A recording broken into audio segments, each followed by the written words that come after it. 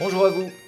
Alors aujourd'hui, retour sur une série que j'avais un peu délaissée ces derniers temps, par manque de temps justement, mes tutoriels de découverte des airs écossais pour cornemuse, avec toujours un peu d'historique de l'air et surtout l'apprentissage de ces mélodies au practice. Comme d'habitude, les partitions correspondantes sont toujours disponibles sur mon site, le lien est indiqué dans la présentation de cette vidéo. Aujourd'hui donc, place à un nouveau slow air, assez facile à apprendre à jouer, Dream Angus. Alors à la base, il s'agit d'une très jolie berceuse de tradition écossaise. Vous allez me dire, une berceuse à la cornemuse, ça risque de faire des étincelles, mais vous verrez en interprétant l'air que, en particulier si vous manquez d'un air lent dans votre répertoire, c'est un air très sympa à jouer et le rendu est très intéressant aussi. J'ai choisi de baser la transcription pour cornemuse en grande partie sur le chant d'ailleurs. La première phrase de la partition correspond au couplet de la chanson, alors que la seconde correspond au refrain, le chorus. Vous verrez qu'il y a plusieurs points d'orgue sur la partition, dans l'esprit de la chanson toujours. La durée de ces points d'orgue est affaire de sensibilité ou de contexte, je dirais.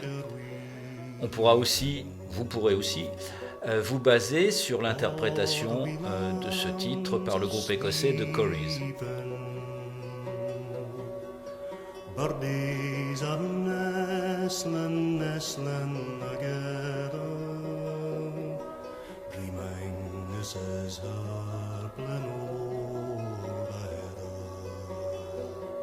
Ceci dit, je vous engage à cadrer la durée de ces points d'orgue, par exemple en rajoutant des temps supplémentaires sur chaque note concernée. Notez enfin que le point d'orgue qui est placé à la fin de chaque phrase, il mérite d'être plus long que les autres. J'ai retenu un tempo de 42, là encore comme sur la chanson, sachant qu'on est en ternaire, en 6/8 précisément, et donc que chaque pulsation vaudra 3 croches, ou encore, si on veut, une noire et une croche. Au niveau de la technique de cornemuse maintenant, c'est un air relativement simple à jouer, pour peu qu'on ait bien tous les ornements dans les doigts, bien sûr. Notez tout d'abord, comme d'habitude, que l'écoute de la chanson peut aider à mémoriser et aussi à mieux ressentir et ensuite interpréter la mélodie. Comme pour tous les airs lents, ne vous laissez pas surprendre parce que vous pourriez avoir souvent tendance à anticiper. Encore une fois, écoutez la chanson, ça vous aidera beaucoup dans le ressenti de cette pulsation. Techniquement, la principale difficulté, elle réside dans la bonne exécution du grip, le grip de la note A vers B, ou si vous préférez du si bémol vers le Do. Ce grip, vous le retrouverez aux mesures 7, 9 et 15. Si besoin, n'hésitez pas à travailler ce passage en isolation, en l'isolant. Pas forcément en baissant le tempo, là, puisque là il est déjà suffisamment bas, mais en tout cas, travaillez ce passage en isolation et en veillant surtout à ce que ce grip ne soit pas brutal. Ensuite, vous avez un burl à la mesure 10, pareil, soignez-le bien. Du côté du placement rythmique, alors il ne faut pas en faire une obsession non plus, en tout cas pour cet air, parce qu'il ne s'agit pas d'une marche, encore une fois c'est une chanson douce, une mélodie, une berceuse. En tout cas, veillez à placer les détachés, les doublings, les battements bien sur le temps, sauf si bien sûr il se trouve à l'intérieur d'une figure de note ou à l'intérieur du temps lui-même. Concernant les 10 throws, les doublés demi inférieurs, on tendra à les placer sur le temps également. La première note du grip des mesures 7 et 15, par contre, celle-ci vous aurez à la jouer en avant du temps, un peu en avant du temps.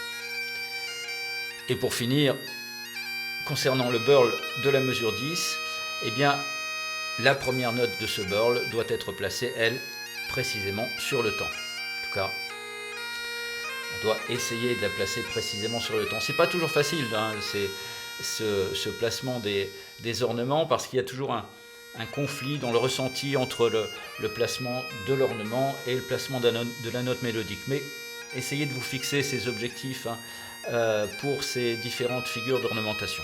D'une manière générale, souvenez-vous enfin qu'il s'agit à la base d'une berceuse, donc veillez à ce que vos ornements soient joués de façon légère ou avec souplesse.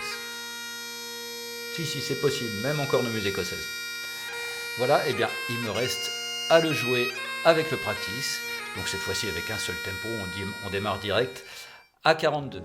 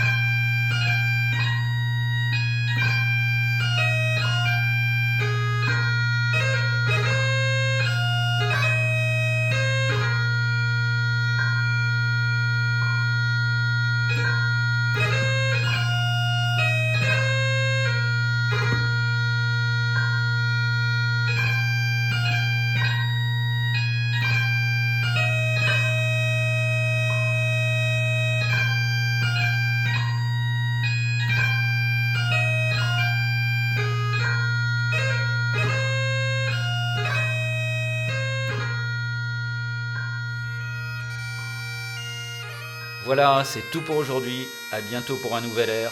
Keep piping. Bye bye.